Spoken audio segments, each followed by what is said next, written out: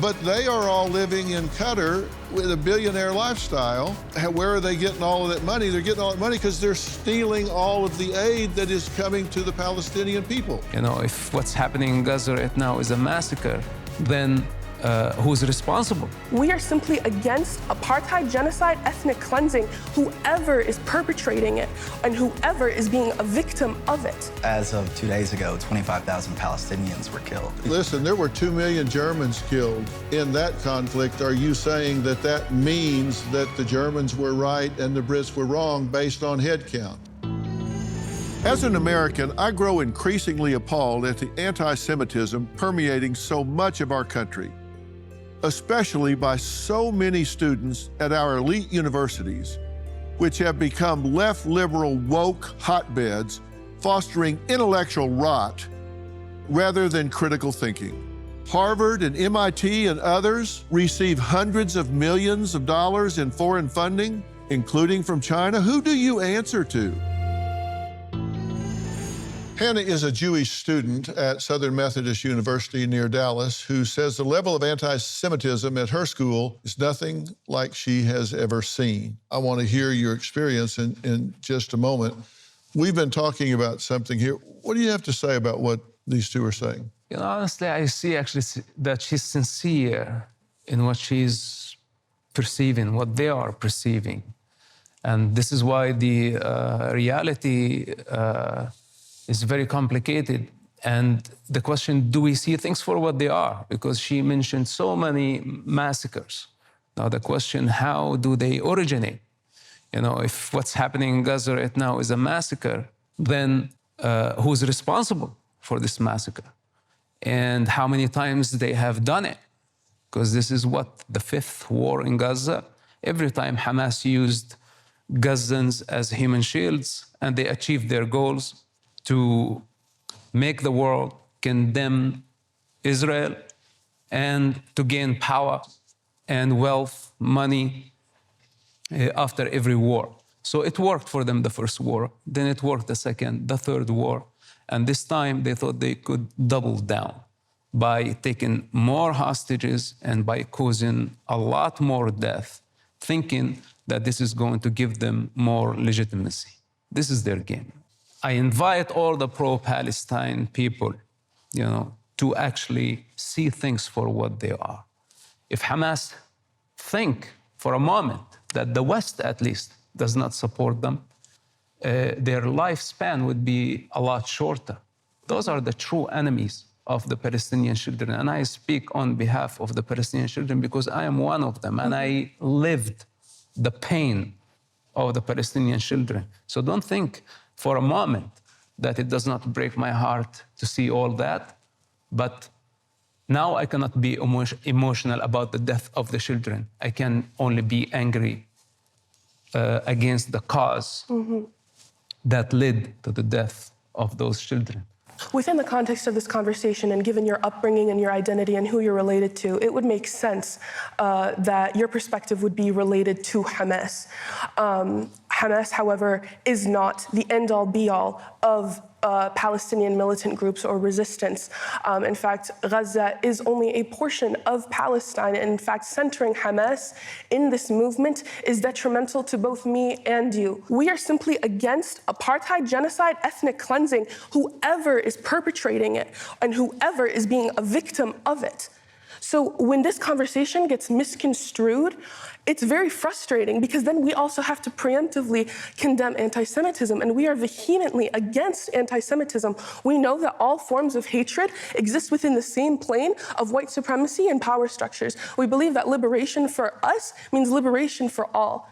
So to be pitted against each other, as we have in a lot of this discourse, is very frustrating and also misrepresentative of exactly what we're about. Well, since you're getting to say your point of view, how do you keep saying it's misrepresented? The fact that I don't agree with it and you say apartheid, I don't agree with that.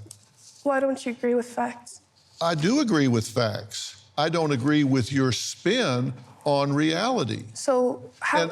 And I'm curious, you say freedom for all. I do. And that there's no anti-Semitism among your heart and what you say, and I look you in the eye and I actually believe that.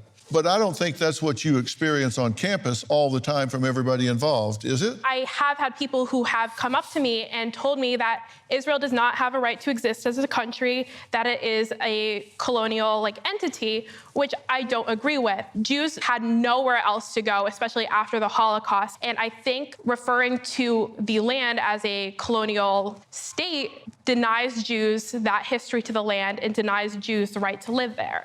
Also joining this conversation is Joseph. He's a student at the University of Texas in Austin who says he decided to support Palestine when the U.S. government backed Israel in the conflict. Joseph, thank you for being here. Thank you for having me on. Now, you're concerned that Israel is targeting civilians. Yes. You are aware that the IDF made 20,000 calls, dropped 1.5 million leaflets and sent 4.4 million texts and 6 million voicemails warning Palestinians that they were getting ready to bomb that. That's a very unusual tactic in war, is to tell everybody what you're getting ready to do.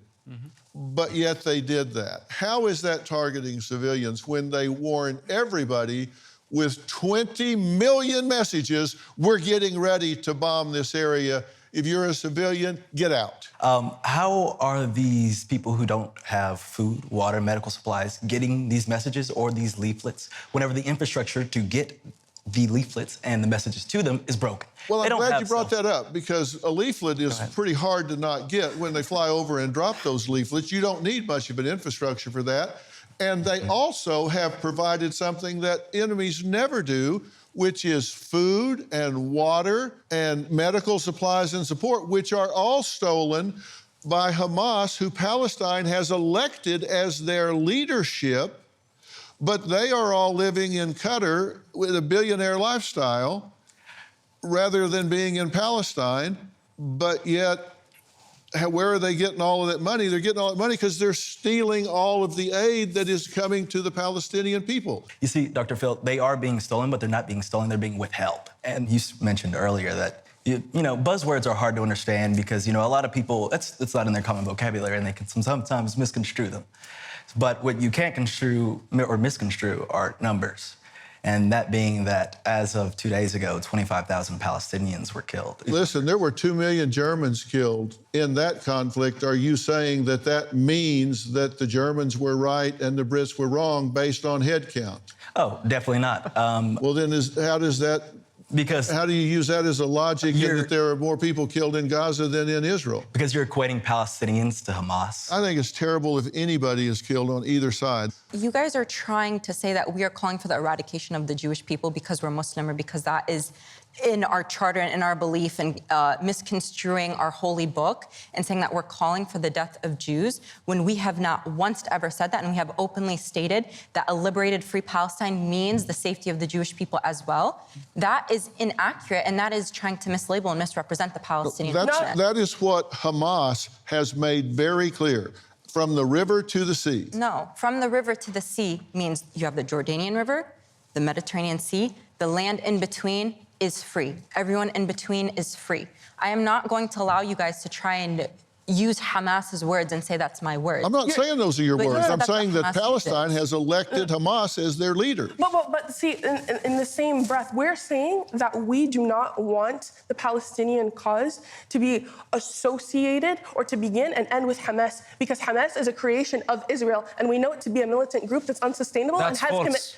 No, it's true. That's your narrative. Israeli officials have literally said, you know what, you can look false. it up after. That's false. You cannot convince someone who was born in the Hamas leadership. It's objectively true. They literally said it themselves. You can convince everyone else. Okay. I am not buying this, and I'm not buying you from the river to the sea. So we're trying from to the river to the sea is a genocide call against Israel. So please don't sugarcoat it.